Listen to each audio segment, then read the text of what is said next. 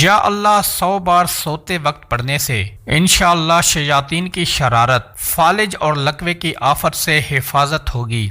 جس عورت کے چہرے پر جھریاں آنے لگیں یا چہرہ مرجھانے لگے تو عورت کو ایک ہفتے میں 2 بار مچھلی، روزانہ چلغوزہ اور انجیر کھلا دیا کریں، اس کا پورا بدن چمک اٹھے گا۔ پیشاب روکنے سے پتھری، بے چینی اور گھبراہٹ کی بیماری ہو جاتی ہے۔ نہانے سے قبل بالوں میں تیل لگا لیا کریں، اس سے بالوں کی جڑیں مضبوط ہو جاتی ہیں۔ دوسرے لوگوں کی استعمال شدہ کنگھی سر پر پھیرنے سے پرہیز کیا کریں، ہلدی زخموں کو جلدی مدھم کر دیتی ہے۔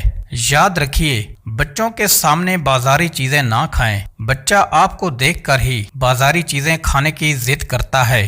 دائیں ہاتھ سے کھانے والے لوگ عام طور پر دائیں جبڑے سے کھانا چباتے ہیں۔ نیم خون میں موجود شوگر کو مارتا ہے۔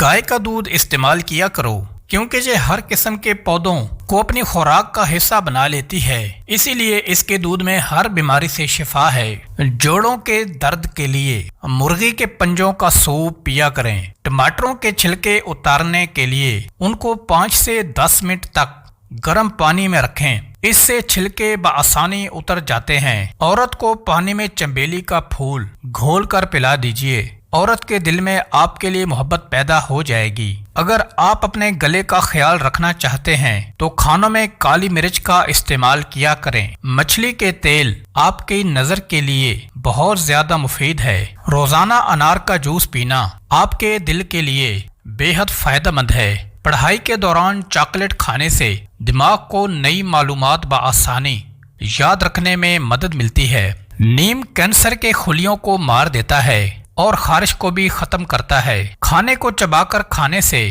آپ کو زندگی بھر گیس کی بیماری نہیں ہوگی۔ ٹھنڈے دودھ میں شہد ملا کر پینے سے معدے میں ٹھنڈک اور سکون رہتا ہے اور اس سے گیس بھی نہیں بنتی۔ کم عمری میں گردوں کو تباہ کرنے والی چند خطرناک چیزیں: نیند نہ پوری کرنا، زیادہ مٹھائیاں کھانا، پیشاب زیادہ دیر تک روکے رکھنا، گوشت کا زیادہ استعمال کرنا اور پانی کا استعمال کم کرنا۔ بھوک کے احساس کو فوری طور پر مٹانا ہے تو کھانے سے پہلے کھیرا کھا لیا کریں۔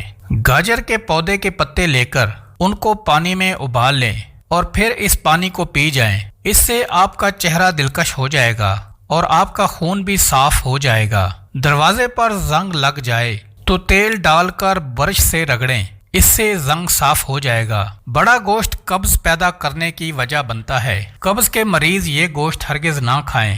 اگر آپ قبض کی دوائیاں کھا رہے ہیں تو اس دوران چاولوں کا استعمال بالکل نہ کریں۔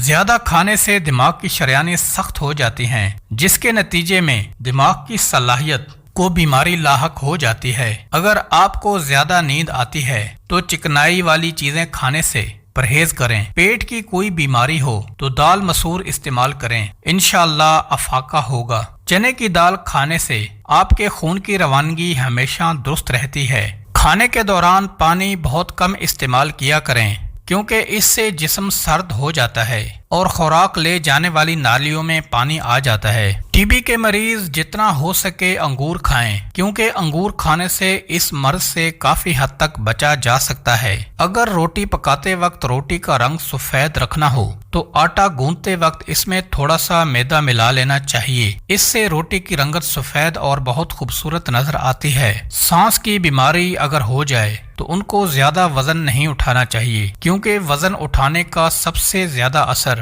سانس کی نالی پر پڑتا ہے۔ صبح سویرے زیادہ گرم روٹی کھانے سے منہ میں بدبو اور پیٹ میں گیس پیدا ہو جاتی ہے۔